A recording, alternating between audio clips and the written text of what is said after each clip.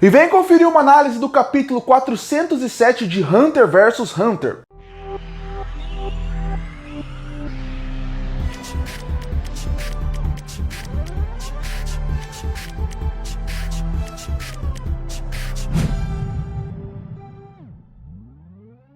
E o capítulo 407 de Hunter vs Hunter começa ainda sobre o enterro. Vale destacar, todos os últimos capítulos, o que está acontecendo na política por volta do enterro é muito interessante, mas é para mostrar a força da morte de um príncipe, porque desde alguns capítulos atrás, desde que a trupe fantasma voltou, a Genie e Rodan, a gente consegue perceber perfeitamente como eles trabalham internamente, como eles trabalham sem ninguém perceber. E aqui é muito legal, porque um príncipe morreu, então a partir daí você vê como é uma comoção nacional, como as pessoas, aliados e inimigos vão no seu enterro. E a arte do Togashi está maravilhosa aqui. Logo depois, a guarda real da Berskin acaba tendo uma discussão muito interessante, que é sobre a sua raptura. Porque eles acabam percebendo que ela não está mais lá, que ela não teve mais contato e que provavelmente ela foi raptada por alguém. Eles não sabem quem, eles não sabem como, e essas próximas páginas são eles especulando o que eles deveriam fazer, especulando também como ela foi raptada, se foi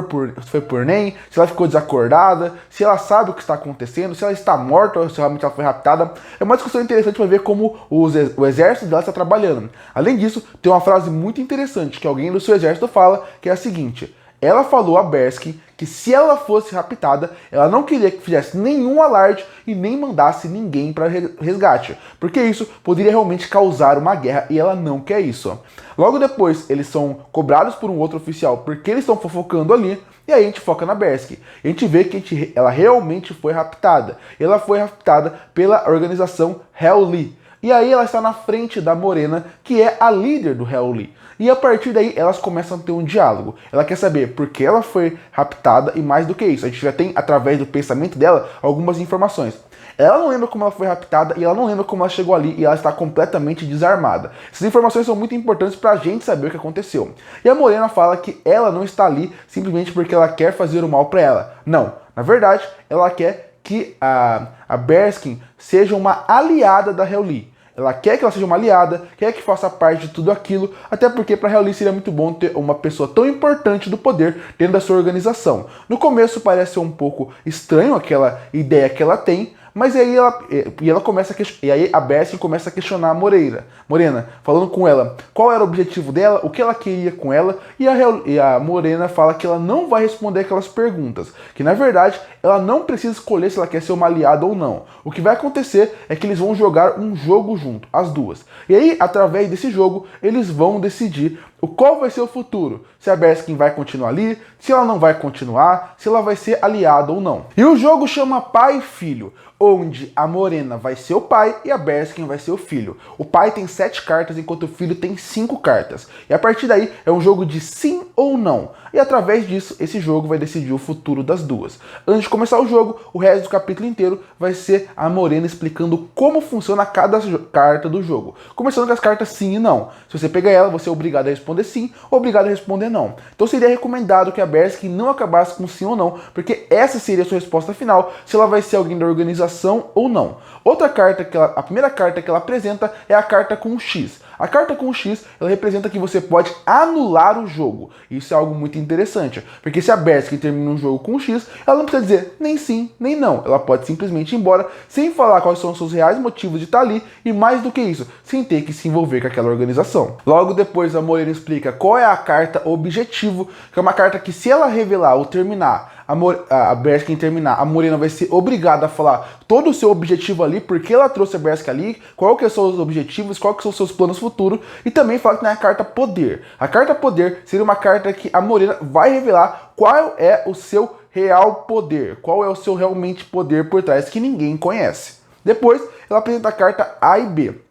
Se a carta A for tirada, a Berskin pode fazer qualquer pergunta para a Morena que ela quiser infinitamente. Mas, se por acaso for do lado B, aí já mudam as coisas. Com o lado B, ela só vai responder uma pergunta. Então é uma grande dúvida. A B tem a possibilidade de fazer uma pergunta, mas ela tem que ser a certa, enquanto a A é uma pergunta que você abre possibilidade de descobrir tudo. Logo depois, ela termina apresentando a última carta do jogo, que é a carta D, que seria uma carta acordo, onde você pode trazer a outra carta do cemitério. Logo depois do jogo feito nas mãos, a Berskin fala, a Morena pergunta para Berskin se ela vai querer sim ou não participar do jogo, e ela faz duas perguntas. A primeira pergunta seria se ela está trapaceando, e ela responde de uma forma filosófica, mas ela termina falando que não, ela não vai trapacear no jogo. E a última coisa seria que, por ela ser a carta dos filhos, ela quer que todas as suas cartas fiquem viradas para baixo. Assim, a Morena teria uma dificuldade maior para saber qual carta ela iria selecionar.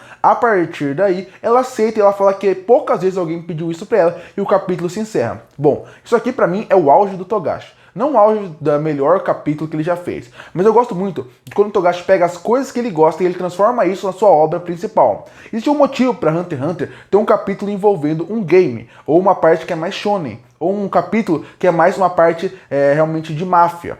Porque o Togashi gosta dessas coisas. E a partir daí ele pega o Hunter x Hunter, ele vê uma possibilidade nesse mundo e ele transforma o seu mangá nas coisas que ele gosta. E esse capítulo é exatamente isso. O Togashi ama jogos. Ama jogos de videogame, ama jogos de carta. E aqui ele transforma esse jogo de carta, que ele provavelmente tinha uma ideia, através realmente do seu mangá, e isso é muito interessante. A forma como ele explica de uma maneira simples o jogo faz com que você, como leitor, queira participar dele. É legal, é interessante, e eu terminei o capítulo ansioso para ler os próximos. Eu quero saber como esse jogo vai se desenrolar. É interessante a ideia, é interessante o conceito e a execução dele. É mais um excelente capítulo feito de forma brilhante pelo Togashi. Gostei da explicação, gostei dos personagens, gostei dos potenciais capítulos futuros que ele promete a partir daqui, e a arte está maravilhosa.